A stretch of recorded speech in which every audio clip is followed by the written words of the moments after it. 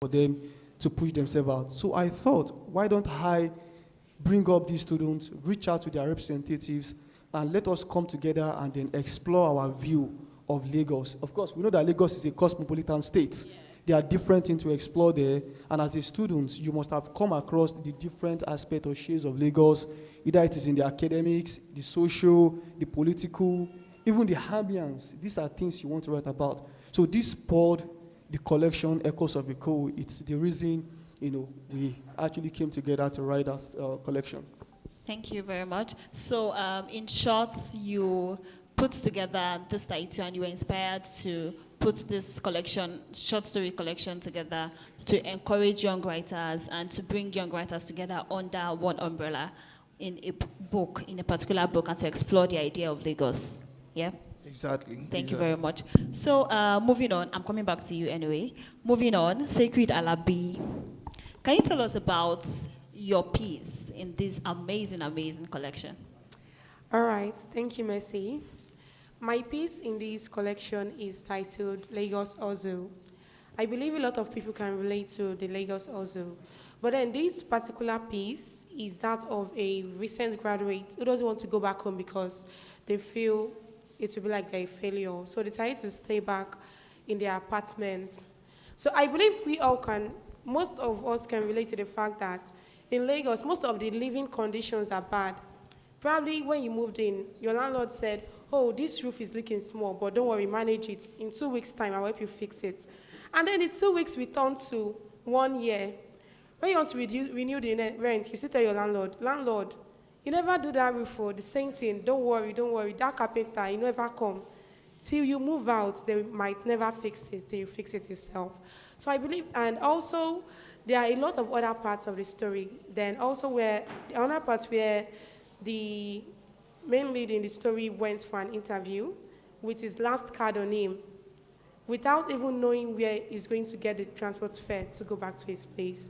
And he still had to look for a way. He's not even sure whether he's going to get that job interview, like the job. But with faith, he went for the interview, not knowing what will happen. But then I believe when you guys read, you're going to understand. I don't want to say everything. I just want to give you little piece of what it's all about. Thank you. Thank you very much, Sacred. Do you know what I so much love about Echoes of Eko is the fact that it explores so many facets of Lagos State. We all know Lagos State is a very crazy place. It can be crazy, it can be sweet, you can have terrible experiences, and you can have so many memorable experiences. You can have the best memory of your life in Lagos State, and you can have the worst memory of your life in Lagos State. Imagine what she just said now. A lot of people who go out for job interviews do not have that expectancy of a job. They just let me just go. I don't know if I'll get a job, but let me just go. It happens in Lagos State. Some of us have even experienced it. And it is amazing to see this put into writing. And, so many people do not even have, some people can relate to this thing. They don't have people to relate with on this, but when they read the book, they're like, oh, so somebody else has experienced this. Oh, wow, I'm glad I'm not Can alone. I say something, Messi? Yeah, of course. Then also another part where the main lead had to ask, on his way back from the interview, he had to beg people on the road for money. And it was really well dressed. Like, imagine, it has actually happened to me. That's one of the reasons why I had to add it to the story. That day I was going back to where I was staying during service, and this man was well dressed in native attire. What get filasi, if you understand Yoruba. And this man came to meet me. He's old, like this man looks old enough to give birth to me, and came to meet me. Auntie Josheni change telephone me. Can you open with like 200? In my mind, I was like, wait, you look at me, look how you're dressed, and you look at me, and you're coming to meet me to ask for 200. But then, in my mind, I was like, I don't know the man's situation, but also I didn't do that because in Lagos, you can't be too sure. They say there are some people who beg for money because they use it for ritual. So you have to like save your head. So I had to impute that part of the story because I believe almost everyone in this room can relate to the fact that you could just be going on your own and someone will come and meet you to ask for money and you'll be like, wait, do you think I owed extra money because of you? So something like that. Thank you. Thank you very much. I love that you included personal experience. Yoruba call alabaru. They push wheelbarrow. They help people who have so much load and everything. And some people even beg. There are so many beggars on the streets of Lagos now. And people will say, I would interpret that. They'll say, what was he doing in the early days of his life, in the early years of his life, what was he doing? Yeah. So now you are coming from another point of view. You are telling us that, look, do not judge these people. Yeah. Something probably just went wrong. It doesn't mean they were not hardworking at the early stages of their lives. It doesn't mean that they didn't try, they didn't struggle, but it just didn't work out. So guys, are you listening? So if you see other people out there who are struggling, who don't look good, who maybe require help from you or who help you, please let's not be rude to them. Let's just understand that probably something just went wrong. Life can happen to anyone. Life can happen to anyone. Thank you very much about that. Thank you. Oh, yeah, sure. So I also want to say it could also not be that something went wrong, but it could also be they didn't get the kind of opportunities we have, and the kind of environment you grow in also matters. Because imagine someone whose entire generation, they've all been selling clothes, and it's kind of like a family business that they've been passing down. It takes one person to break it. It takes someone who is like willing to change that. Okay, I don't think I'm interested in selling clothes. I feel I want to do something else. Maybe I want to become a doctor. But for most of the people in that, most of the people in that kind of situation, I want to believe it's because of the environment they grow in and the kind of knowledge they have, and they don't really have people who can really relate to the kind of dreams they might have, who can help them get there, which is why I'm really glad for platforms like LABAF, which bring in students from all over Lagos.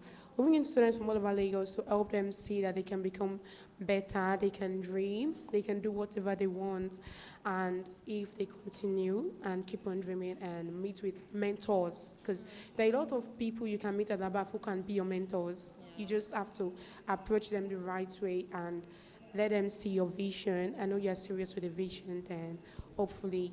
So I believe maybe if it's possible for LABAF to maybe picking children from the streets, if it's possible for us to pick children from the streets, to help them come and see that there is life outside the streets. LABAF is listening. LABAF, I hope you are listening. And if you can write to sponsors to help this project, it will really make sense. It should really help a lot of children who dream, but they don't have platforms to help grow their dreams. Thank you. Thank you very much for that, Sacred. Thank you very much. So now we've seen, a round of applause. So now we've seen Lagos through two lenses. And first, we've seen Lagos through Sacred's lens, where she spoke about Lagos and the hardship that comes with job interviews, living in Lagos, landlords, and all sorts. And we've also seen Lagos through the lens of Joy, who has told us that life can happen to anyone. And she has encouraged us not to be judgmental. So now we are going to move on to the editor, who also has pieces in this collection. Could you please tell us about your works in this collection? Okay, so first off, I have lived almost my entire life in Lagos, and I was born and brought up in Lagos, Yanapaja. My piece in the collection is Strippers on Bariga Lanes. As an undergraduate in the University of Lagos, I actually lived around that Bariga axis, Temple Street, specifically.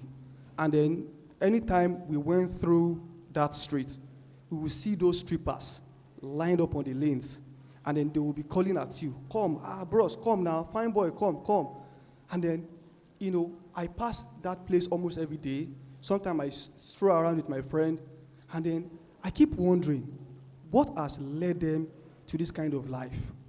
I do not think anybody would actually want that kind of life where they go about sleeping with all kinds of people without, selection, like how they intentionally objectify themselves, for sexual gratification over some spondylics. So one day I was walking there, and then an idea came to my head that I need to write the story of these people. I need to let us see that beyond them being strippers, some of them are mothers, some of them are family members to some persons. They even live some normal life. They attend churches or mosques, social events. They go out. They also dream. But then, what has led them to this stripper's job? So that is what bettered my story. And then I wrote the story from the lens of a young man who had dream and who tasted sexual intercourse from, his landlord's daughter, and since then he became a maniac. And, he couldn't stop wanting more, and all of a sudden one day, when the landlord's daughter was no longer available for him, he looked towards the side of the stripper, So the story actually started in the middle of the room where he was with two strippers. And then he wanted to have something with them, and then they were unwrapping him like, you unwrap your moi moi or pap. And all of a sudden, he said, stopped. He said, stop. And then the story, went back to the beginning, how everything started. So I just feel like these are some parts of Lagos that we really do not examine. It's like we know that they exist, but we just shy away from them. We just leave them that side, that is their work. So I try to now see them. Then in that story, I touched their life as well. One was a graduate. So what could have led a graduate to doing that kind of job? One was somebody who had a dream to travel out. But all of a sudden, they ended up there. So that is what bettered the story. Thank you very much. Did you ever have a personal encounter with a stripper? No, I never did. Are you sure? Are you sure you didn't? No, I never did. I never did. If I had, I would have shared, but I never did, honestly speaking. Thank you. Thank you very much for that. Okay, so I don't know if you permit me, but I would like to also look at some of the stories in the collections I came across while I was actually reading. Please go on. Good. So there are 27 stories in the collection written by students across Lagos State, and I found all of them interesting. I don't know. I feel it's one of the most powerful collections to have ever been written. One of them was a story written by Temitope Usman, an unending desire. And in this collection of short stories, this lady was able to use different places to represent the different kind of men she met. Bariga, and then you could see that these men, are a microcosm of this place itself. Like Bariga, rowdy, everybody trying to get themselves, and then she used the description of Bariga to describe that man. She also spoke about Aja, who seems touche, but beneath it, there's a kind of unsettling disability, like water problem, Lekki. She spoke about Ojota. So each of the places she was mentioning actually represent each man she met. That was brilliant. And then again, there's another story in the collection, I found a job. That also dealt with the issues of getting a job in Lagos State, how you have to roam about. They say Lagos is a land of opportunities, but then you need to search every nook and cranny to get the better opportunity. So this was a guy who was looking for his job. He was looking for a job, and then he eventually attended a motivational program. And then the man was just, sometimes these days, in this kind of country we live out now, it is very difficult to be motivated. Because you see books on how to become a millionaire in 5 days, but then it is not as easy to practice as it seems in the book. Mm-hmm. So they were listening to the motivational speaker, and the guy was angry that this will not give me money. This will not put food on my table. And he left that place annoyingly, that everybody even noticed that he was annoyed. And on going out of the program, he met a lady who said, fine boy, how are you now? And then the lady just rubbed her hand on, on his lap, and then she said, don't worry, we'll see later. I have your number now. And then he said, finally, I got a job. It may have ended there, but then I realized that sometimes frustration and the inability to actually get our dreamed life lead us into what we may not actually want to do. So maybe getting a job would be like being a baby papa, to the lady, and then, honestly speaking. So there are other beautiful stories written from different points of view. We have stories written with the second person point of view, like that of Joy, yes, or that of Chidioze Ude. And then you could see these writers projecting themselves in the story. Another story, again, I found really interesting in the collection is the one written by Shuaib Akintaye, which is said, I think the title is Hot Chase. And then it describes how people can easily get distracted in Lagos. You know, when you come across different persons in Lagos, sometimes it may drift you away from your dream. And then he goes about to describe a boss that he has, you know, who is a tailor, but eventually he loses his dream and focus because he meets a girl he likes. And then from that place, he started disappointing his clients until one day he did what he was not supposed to do, and he was arrested and beaten to pulp. Then before I, of course, hand it over to the moderator, because some of the contributors are here as well, I would like to also talk about this issue. One thing that strikes me so much about the collection of short stories is that it even touched on issues that are topical, issues that are trending. And this is what you see when you engage our own generation in a collection of short stories. Like this social media freak of a thing, you know. I think Joy Obi, Angel Obi, and then one other person mentioned this idea of how a typical Lagos girl should live. You know, if you are a Lagos girl, you know, you must have been influenced by this idea. Probably you could say it is delusional or utopian, but then there's this idea of how Lagos girl should live. In fact, she said in the story that you are not a Lagos girl until married men begin to ask you out and then decide to get some things from you. And then you are not a Lagos girl until you are able to, like, you know, even fake some things. You know, go to a place with the purpose of taking pictures, you know, so many things. She pieces the ideologies, the mentality, you know, of the Lagos girls, and then married men and their insatiable desire. Everything was laid bare in the story. So I was overwhelmed, you know, by the collection. I really, really find it interesting. And I believe everybody who has the time and then, the privilege to read it will also have the same. Thank you very much, Mr. Adesokan. You've literally told us everything in this book.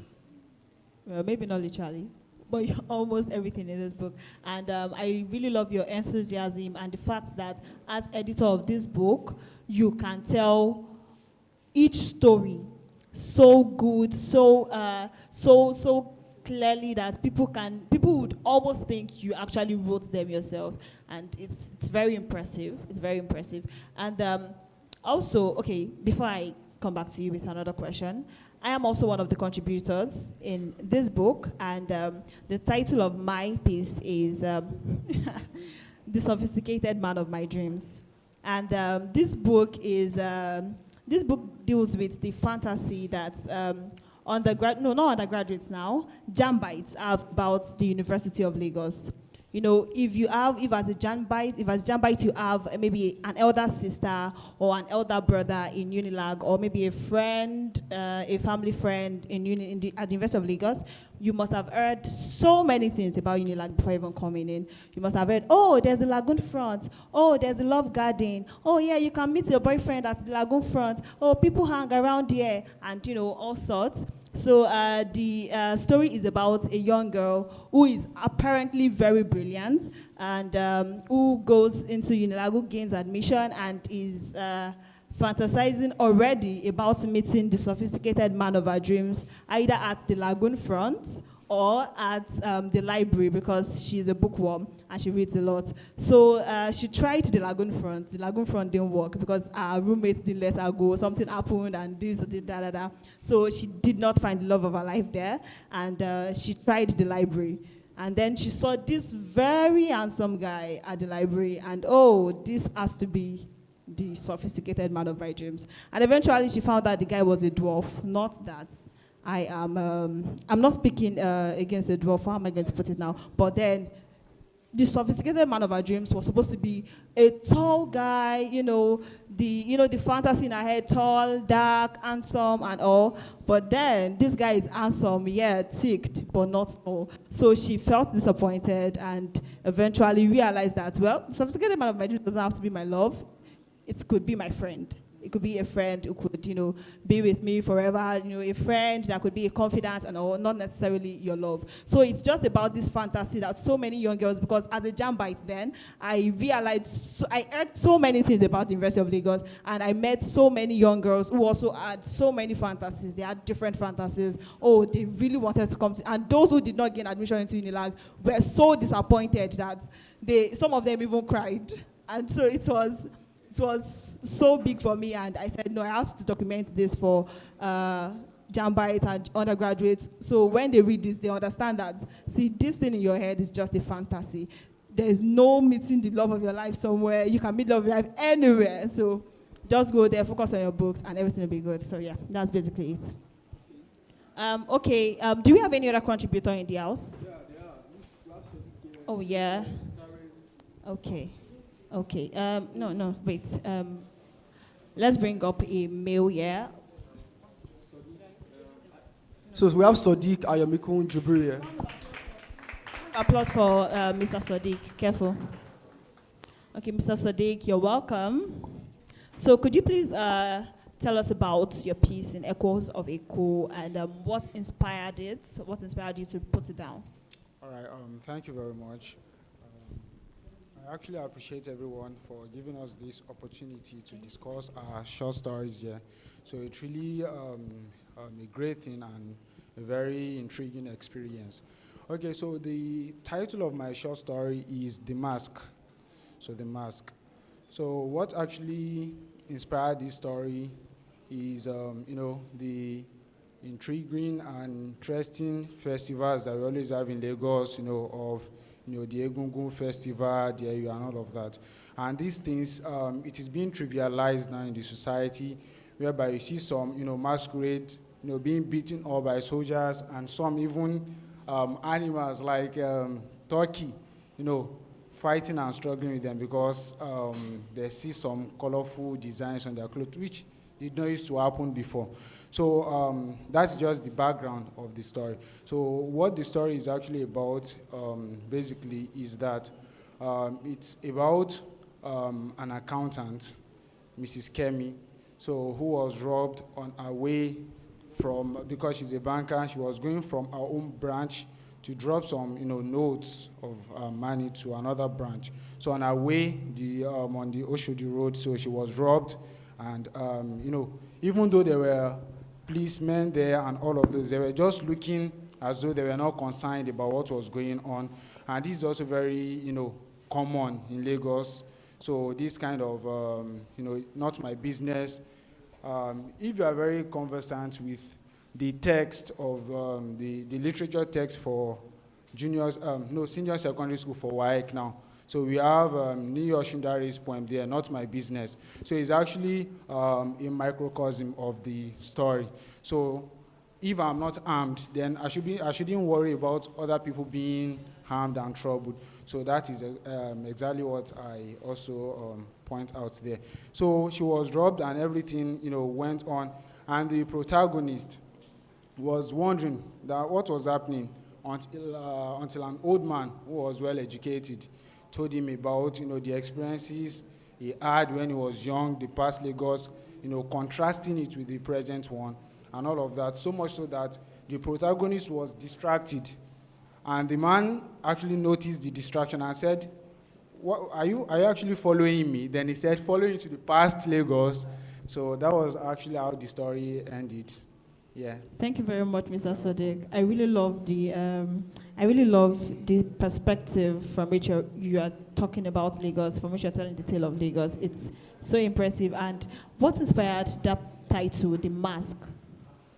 Okay, so the title itself is actually one that I made complex in the sense that it applies to, the robber who wore a mask to rob Mrs. Kemi, the accountant, and also, the mask for festivity, and all of that, that is, associated with Lagos festivals, and, I actually made it complex like that. So while we look at it from a perspective, we can also look at it from another perspective, and that is what, readers enjoy and all of that. Okay, so in short, you interweaved the cultural heritage of Lagos with a societal issue. Exactly. Thank you very much for that. How do we do it now? I think, how many more contributors do we have in the house now? Aside the Fremore? 3? Who is the third person? 4. Could you please come forward? Who is the fourth person? Okay. Okay, yeah, sure. Okay, so in addition to what Sadiq said, I have a similar experience with the Mask Festival in Lagos. And in fact, it is what bettered one of my articles, because it's like these days, the mask is no longer respected. You know, those days during cultural festivals, when masks were put on, there was this sacredness that came with it. There was this respect, regard. But these days, you see people just disregarding them, but we cannot really blame them. You know, masked men, nowadays, they use it as an opportunity to beg for alms. You know, it was like a kind of normal duty for people to give to masked men those days. In fact, you do not even go out to beg, like they bring it to you as an offering. But these days, you see masked men around Lagos, as you're about to enter, you know, a bus, they are threatening you with cane. You know, this is why we have many issues whereby people are decking masked men now. I'm telling you, you watch a lot of videos whereby, you know, they're actually giving you know, big punch. Sometimes they are defeated. Those days, you cannot try it. When you disregard a masked person, you know, you will even be awaiting the consequence. Like, you have to perform some ritual. But these days, slaps are removing the mask from the marksmen, and it is ridiculous. So I think there is already a loss of our cultural dignity, and we cannot really blame it on. Probably, I do say maybe because this is Lagos, where we really do not value these things. But then even, I don't think this is the case. I feel like we also have the marksmen to blame, but probably for how they present themselves. So that is just like an addition to that. Thank you very much. See, I also have this experience, especially in Yaba. These men will wear this masquerade attire and be begging you for money with cane. In fact, they will even threaten to whip you if you don't give them some money. Except, you know, you are this huge person who can, you know, scream at them or something. So I get what you're saying. So let's just say Sadiq's work is encouraging us, maybe not encouraging us, it's reminding us of the cultural heritage of Lagos State and reminding us again that there's a need to preserve this heritage. Okay, so we have new contributors in the house. They're a little bit late, they're latecomers. What should we do to them? We should find, okay. All right, thank you very much. Now I'm going to please ask Sacred, Joy, and Sadiq to please join the audience while we invite 3 of our speakers on stage. Thank you very much. A round of applause for them. Thank you. So I'm going to call on Eniton Abdutawab on stage. I'm also going to call on Uchechukwu Deperemo. Karen, please come on stage. Thanks. Yeah.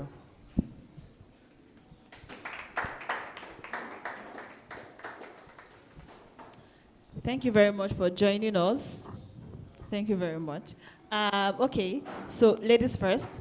So, Deperemo, could you please tell us about your work in Echoes of Echo? What inspired you to write it?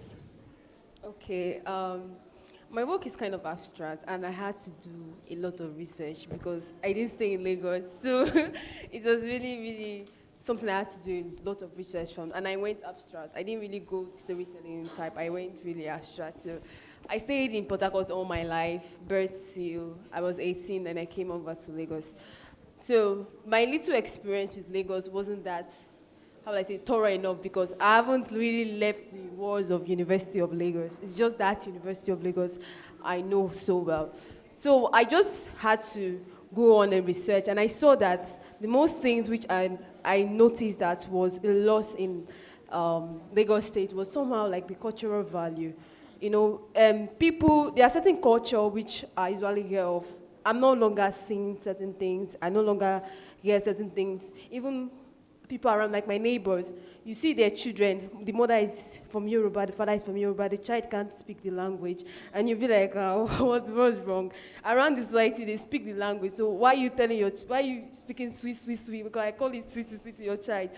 You're not speaking your language to your child. So what I just named my own was just a very simple name, the Lagos of yesterday and today. That's why I just named it. So I just did a father who just woke up from coma, and his son, I think it was his grandson. So he was having a discussion with him, and he was like, "Are you sure I'm not dreaming? Are you sure I'm not dreaming? The thing that happened before, I'm not seeing it again. You see your son there. He's not speaking the language, and he's just speaking English." So those kind of things. So just a comparison and a conversation between a father and son I just wrote about. Thank you very much. It is really impressive that you wrote about Lagos, even though you've not lived in Lagos all your life. You've only spent a few years in Lagos, and you're able to already see that some cultural values are no longer there. They are gone. They are washed away. And you are trying to remind Lagosians that, hey, come back to your cultural heritage, reclaim it, just like Sadiq did in his work. Thank you very much for that. Okay, now let's go to Enito Abdusawab. Hi, Enito. Hi, good afternoon. You're welcome. Yeah, thank you. So please, what's the title of your piece, and what prompted you to write it? Okay, good afternoon, everyone. The title of my piece is I Found a Job.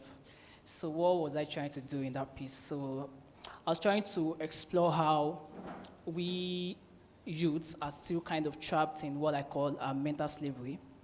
By mental slavery, I mean youth these days, because we want to do more, because we want to work, because we want to help our parents, because we want to become, wealthy people. We always try to find jobs, whatever jobs we see outside. We always want to explore because we want money, right? So, but this kind of thing, I feel like it's not being talked about. It's the kind of job where you see notices, adverts where they tell you for a maid, you'll be paid 70,000 naira monthly, a gateman 10,000 naira monthly, all of this very, very FT money, and then you are wild, you want to do that kind of work. But at the end of the day, you find out that they are giving you something tagged a product, and then you are being asked to go and sell. Oh my God. It didn't happen to me, but I nearly entered, that fray. So I nearly did that, because before I gained admission to University of Lagos, I was looking for a job, and then I saw this advert, and I saw FT fees, very wonderful fees, 70,000 naira per week, 90,000 naira per week. I was like, in this same Lagos, wow. So I tried it. By the end of the day, we were asked to get into one small room, and then we were being asked we were told that we were going to sell products. That was the term, products. And then my mind just went back to something I realized when I was in Ogun State, that these guys would clone you. It's actually a mental slavery. They asked to go and sell products. So there are different companies that do that. New Life, NG, blah, blah, blah, blah. 2 weeks ago on Twitter, some students of University of Ibadan were ranting that these guys will come to their school, they will preach, the good side about this thing, and the students will leave their classes, they will leave, good things that they should be doing in school, to go on the street to start selling drugs. And these drugs are very, very expensive. You do not get ordinary people to buy them. But because there's an amount of money that you need to get back to them, you are always stuck on the street. Before you know it, you're asking for 100 naira, 200 naira for you to transport. It's so crazy. So that was what I captured in the book. Within a very short time, the plot is about how I saw an advert. I went straight into calling the number on the advert page. At the end of it, I found myself in that room. Then I realized that, this is some kind of trap. Do not go there. So what happened? I fought with everybody in the room. I told them that I wanted to leave that space. They were so angry. At the end of the day, when I came out of the building, I searched for pebbles, and I pelted the pebbles onto the roof of I just let them know that, yes, I'm actually angry. So after this piece, I really want to do some kind of investigative journalism on this, because I'm a board journalist. So I want to ensure that I want to investigate these things. Who are these people behind all of this mental slavery? You find youths. These days, there are even people who are below the youth level, 11, 12 years age. You find them around that Shagam, Ogijo side, back to all these borders surrounding Lagos. You find them begging for money. Not in the morning, not in the afternoon, the dead of the night, 9:30, 10:30, begging for money, 200 naira. Let me go back to Shangote, Doiko, do from. It's really crazy. We need to stop all of these things. So that's what I captured in the book. Thank you very much for capturing that particular topic. Because I can see even by the reaction in the audience that people can relate to it, and it's something that is very terrible. And like you said, it's a mental slavery, because if you actually knew what you were going to, you would not do it. So it's just like a trap. You've been entrapped in it, and it's so hard to get out of it. And I honestly wish you are able to do the investigations you want to do, and I wish you best of luck. Yeah, thank you. Okay. Yes, our time is fast spent, so I think there are more contributors in the house. Okay, yeah, we have 4 people now. So okay, yes, it remain. Yes, I know. Thank you very much, Karen. Okay. Hi. So Hi. the title of my story is Once Upon a Unilag Love Story, and it was based off. So I just came to Lagos, and I was going through a lot because it was not what I expected. Since I was in secondary school, I had always dreamt of coming to Unilag. You guys see what I was talking about when I was referring to the fantasy people have Yes. about Unilag. And I came to Unilag, and my fantasies got crushed. Oh. So that was what inspired the story. But I did not write it in the sense of where I was coming from. I wrote it in form of a love story. Okay. It's about betrayal, about falling in love, about when push comes to shove. So it's about a girl named Temilade. She got admission into Unilag. She found love. The love interest is Dari, and she was young. She was naive. She fell in love with Dari. Dari was in love with her, but when push came to shove, she took in, so she was pregnant, and Dari was like, hell no, we are not doing this. And that's when she realized that not all glitters is gold, because this man kept affirming her that, oh, I love you, I will do this for you, I will do that for you. But when this thing came, he ran away. And so she had to abort the child, and then she lost the ability to give birth. So that's like a metaphor for my dreams coming to Unilag being aborted. My fantasies being destroyed. But at the end of the day, she was crushed, she was battered, and the guy just went away. It was MIA. So yeah, that's basically everything about the story. Thank you very much. You see, people have fantasies. Oh. People have so many fantasies, especially about Unilag. Of Unilag, people have so many fantasies. But well, I love the way you expressed yourself, saying, okay, the actual abortion that happened in the book was a metaphor regarding your own dreams being crushed. Your fantasies, not your dreams. Sorry, your dreams are not crushed. Your fantasies. Okay. Could you also please, aside from your dreams, because I believe something prompted you to actually use the metaphor you used of a girl falling in love, and that, what prompted you to actually use that and not just about your fantasy, your actual fantasy? What prompted you to put it into a metaphor? Okay, to be honest, the story wrote itself. I don't know, this happens. I don't know if it has happened to you before. You start writing and you just divulge into something else, and the story begins to flow and flow. That's how it happened. I did not plan on it going in that direction, but it just happened like that. Just happened. Wow. We have big writers in the house, so it just happens when they write. The book just writes itself. Thank you very much, Karen. Thank you very much. A round of applause for our 3 contributors. Thank you very much. You can please go back to your seats in the audience. Thank you. So, Mr. Adesokan, kindly bring on stage the 3 contributors you would like to introduce. Peter, erudite. Rebecca. Then Kenny. Yeah. So before we start their own, I just remember another story in the collection, and of course, I just want to talk about it. The contributor is not here. Okay. So the story is titled Black Monkey, and this story deals with the unforgiving, spirit that is still in some of us towards these Caucasian, like the white people. So the story is about a boy who visited Badagry, the slave side, during one of their excursions, and then he went to different places, point of no return, the Brazilian Barracon, all of those places where they tied our forefathers and everything. So this boy, since that very day, he had it in mind that anything about white people was bad. So all of a sudden, he lost his parents, and then he now had to work, as a servant to some white family. So the story started with him being in prison. So the writer had to use flashback to let us know what brought him to prison. So one of the white persons there, the wife, was calling him Black Monkey. And then, he was, as they were calling him that name, he remembered what happened when he visited the slave trade side, the Brazilian Barracon, the point of no return, and he could imagine the calling of the Black Monkey with how they were actually treating the white person. And right in that place, he brought out knife, from the collection of cutlery, and then he stabbed that woman to death, the white woman to death.